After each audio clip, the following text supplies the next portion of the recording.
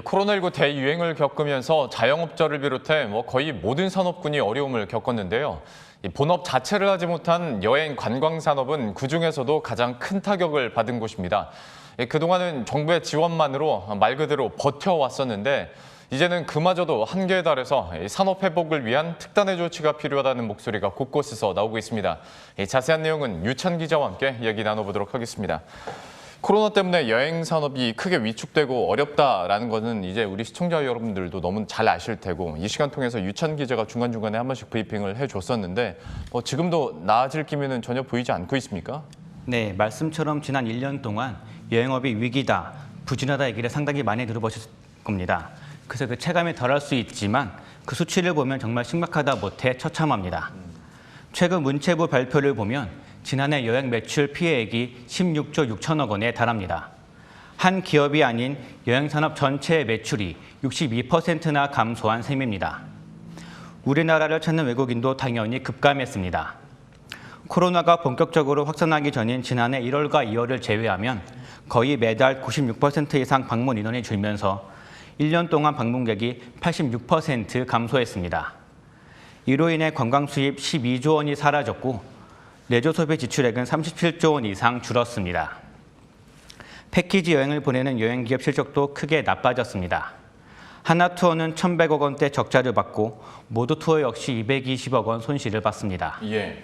그러면 지금 1년이라는 시간 동안 여행 산업은 그러면 어떻게 버텼는지 그것도 한번 설명을 해주시겠어요?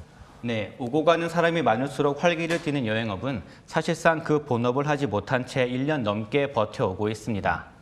정부의 지원 없이는 존속하기 어려운 기업들이 대다수입니다.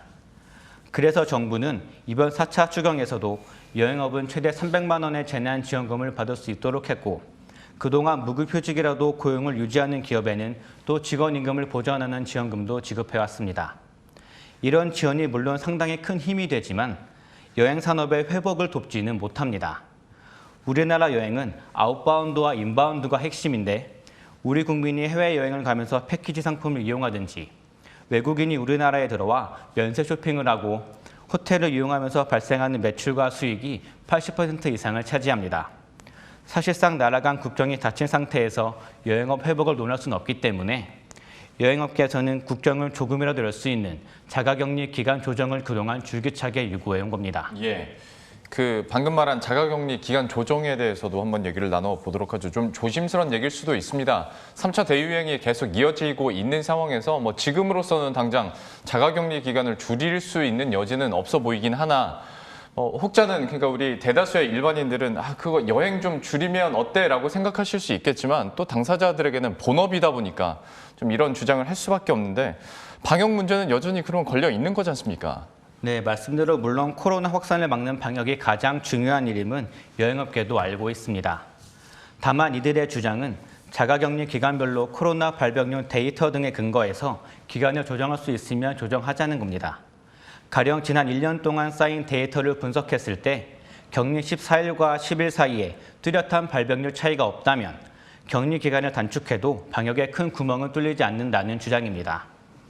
이를 위해 여행업계는 방역당국에 관련 데이터를 공개해 줄 것을 요청한 상태입니다. 그러니까 데이터를 활용해서 지금은 2주를 꽉 채웠었는데 한 10일 정도로 줄이자라는 주장까지 나오고 있는데 당국 반응은 좀 어떻습니까? 네, 사실 이 같은 주장은 그동안 쉽게 받아들여지지 않았습니다.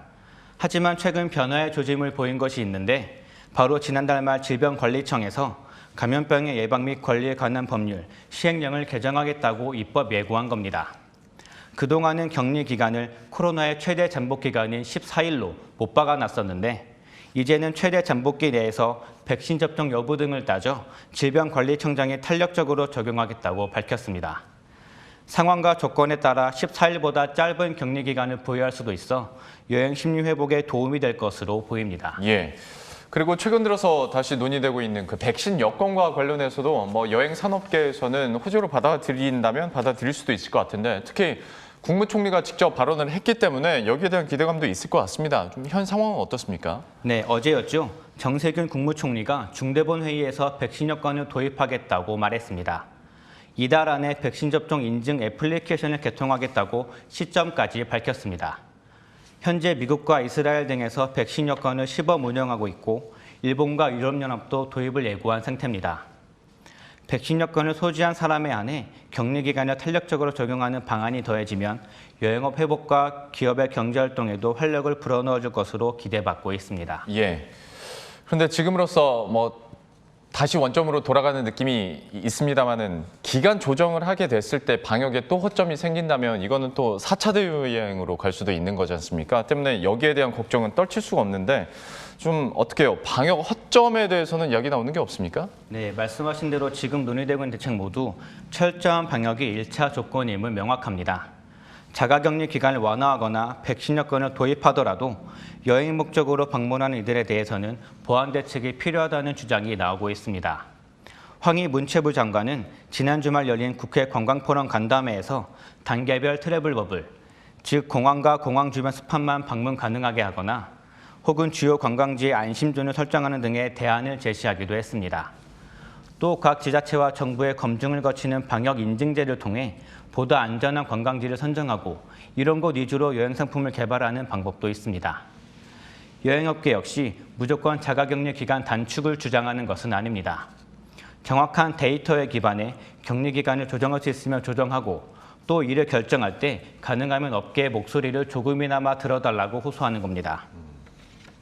그리고 또 생각해야 할 점이 있는데 현재 대학 관광 관련 학과 재학생이 약 4만 명에 달합니다. 매년 9천 명 정도가 또 졸업하고 있습니다.